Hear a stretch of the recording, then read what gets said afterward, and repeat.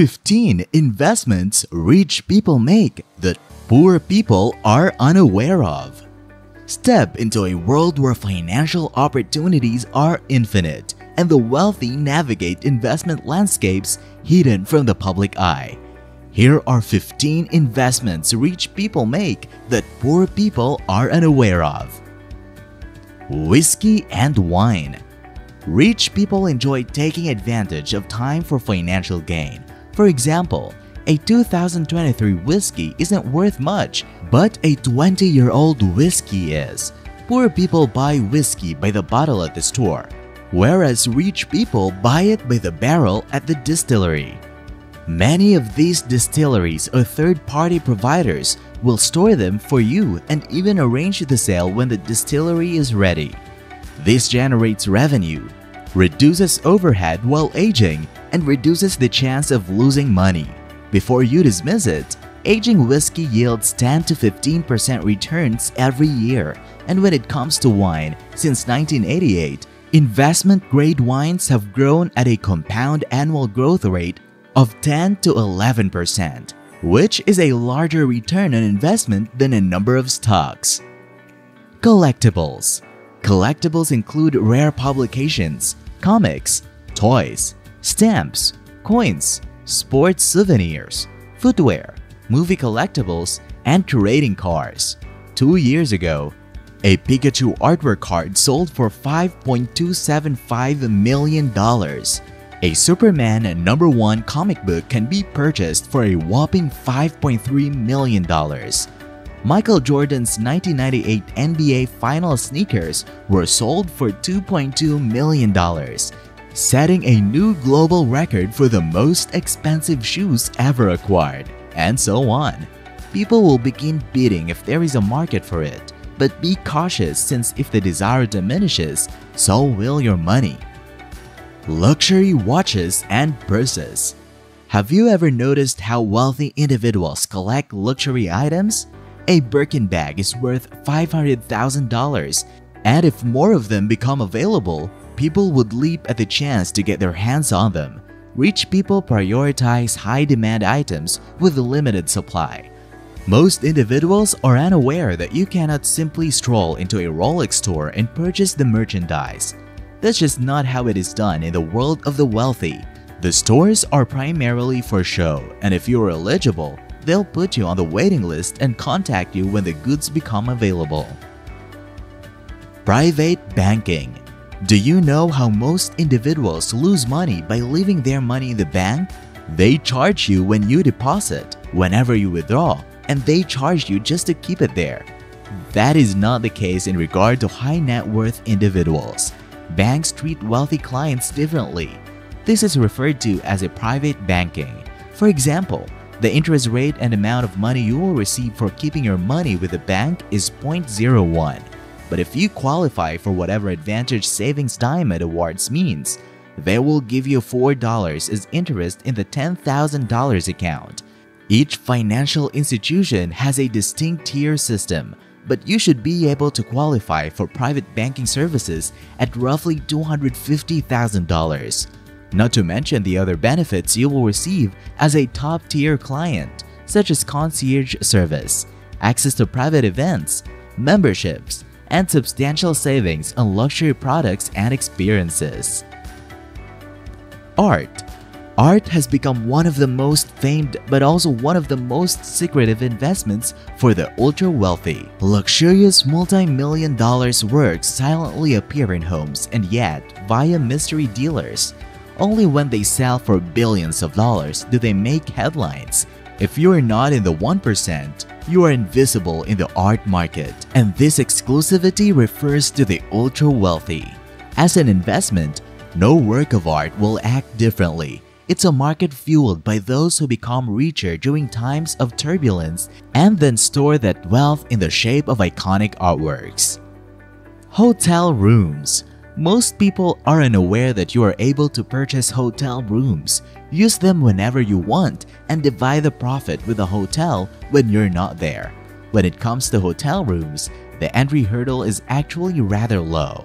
While the hotel as a whole is worth several $1 million, Hotel rooms normally cost between $30,000 and $250,000. But don't be fooled. Luxury hotel rooms or suites may easily cost more than $1 million. But if you want to own anything abroad without having to worry about maintenance, this is a fantastic way to go. Rooftop rights. Firms approach individuals to invest in a firm that is covertly acquiring rooftop rights to buildings in a few of US cities. Why are they doing so? They're putting some solar panels up there. Residents benefit from cheaper electric bills and the ability to profit from selling electricity. Until recently, rooftops were mostly unused area. You can get rooftop rights for a low price because most of them go unused, but that's not going to be the case for much longer.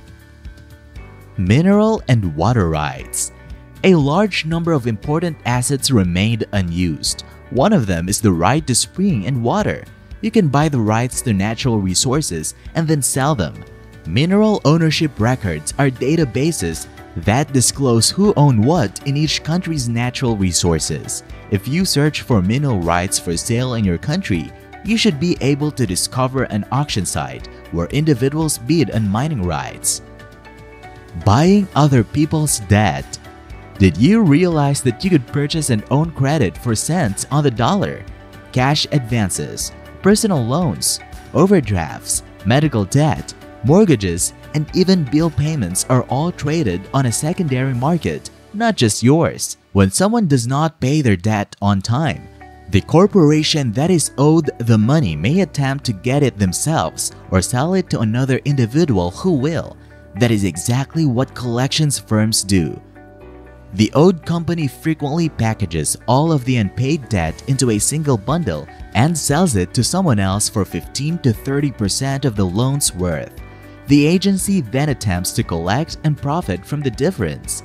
There are even auction sites devoted to buying and selling debts that you were probably unaware of. Coaching and counsel. Rich people use the knowledge of others to advance in life faster than everyone else. Here's something to keep in mind. Without additional assistance and guidance, the only way to grow is by means of trial and error. Getting professional guidance, such as from a mentor or coach, bridges the gap between where you're at and where you'd like to be. This is the most important secret and most powerful instrument at your disposal for getting there as quickly as possible. Have folks who have done it show you the quickest route.